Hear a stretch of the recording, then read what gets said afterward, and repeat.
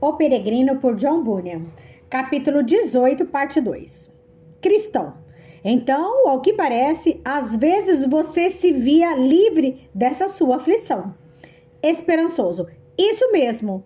Só que ela me voltava à mente outra vez. E então eu ficava tão mal quanto antes, ou mesmo pior. Cristão. Mas o que é que o fazia lembrar dos pecados de novo? Esperançoso. Muitas coisas. Por exemplo, se eu encontrasse um bom homem nas ruas, ou se eu ouvisse alguém lendo a Bíblia, ou se a minha cabeça começasse a doer, ou se ficasse sabendo que algum vizinho meu estava doente, ou se eu ouvisse os sinos tocarem pelos mortos, ou se eu mesmo pensasse na morte, ou se ficasse sabendo que alguém morrera de morte súbita.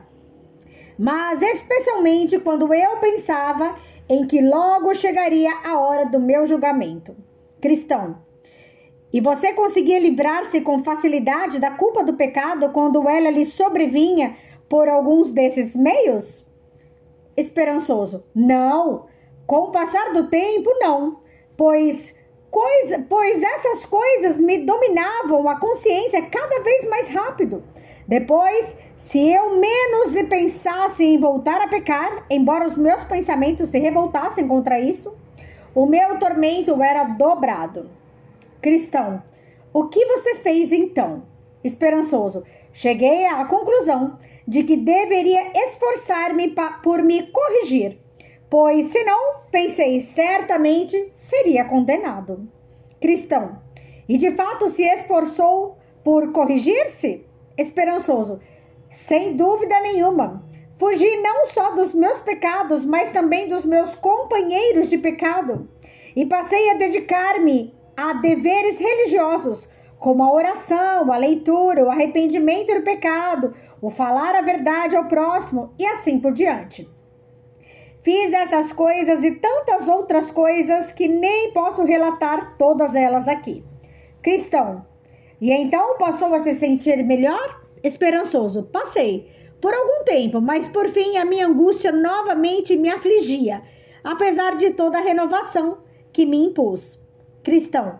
Mas como se você já estava renovado? Esperançoso. Por várias razões, especialmente ao lembrar coisas como estas. Todos os nossos atos de justiça são como trapo imundo. Ninguém é justificado pela prática da lei. Quando tiverem feito tudo o que lhes for ordenado, devem dizer, somos servos inúteis. Leia Isaías capítulo 64, versículo 6, Gálatas capítulo 2, versículo 16, Lucas capítulo 17, versículo 10. Além de muitas outras semelhantes. A partir disso, comecei a refletir. Se todas as minhas justiças não passam de trapo imundo, se pelas obras da lei homem nenhum pode ser justificado, e se depois de ter feito tudo não passamos de servos inúteis, então é pura loucura pensar em alcançar o céu pela lei. Pensei também, se um homem contrai certa dívida no comércio, mas depois passa a pagar a dívida, tudo o que compra, ainda assim sua antiga dívida permanece na caderneta, e por ela o comerciante pode processá-lo e lançá-lo na prisão, até que esteja quitada. Cristão, bom, e como você aplicou isso a si mesmo?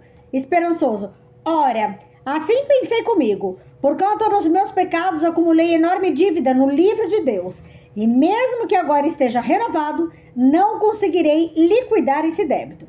Devo, portanto, pensar nisso constantemente, mesmo diante de tudo que já fiz para corrigir-me.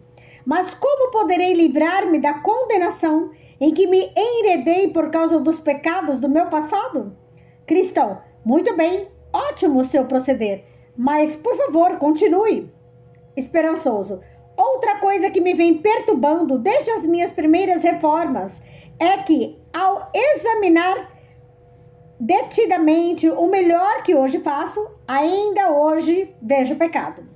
Pecado novo, combinado ao de melhor do que faço. Então sou obrigado a concluir que, apesar dos bons conceitos que eu tinha de mim mesmo e dos meus deveres, a cada novo ato cometo pecado, suficiente para ir para o inferno. mesmo que a minha vida anterior fosse imaculada.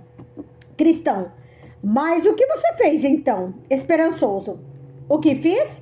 Simplesmente não sabia o que fazer, até o momento em que, enfim, criei coragem para abrir o coração a Fiel, pois eu e ele nos conhecíamos bem.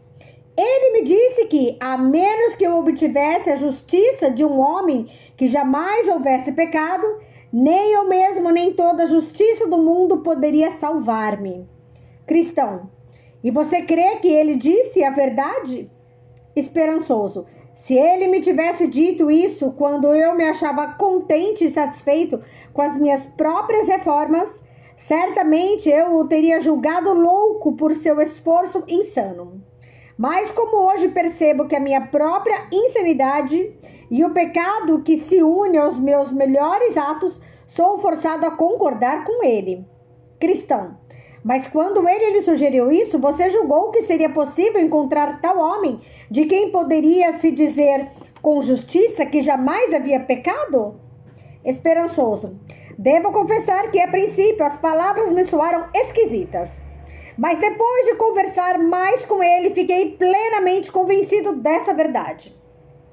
Cristão: você lhe perguntou que homem era esse e como você poderia ser justificado por intermédio dele? Esperançoso: perguntei sim.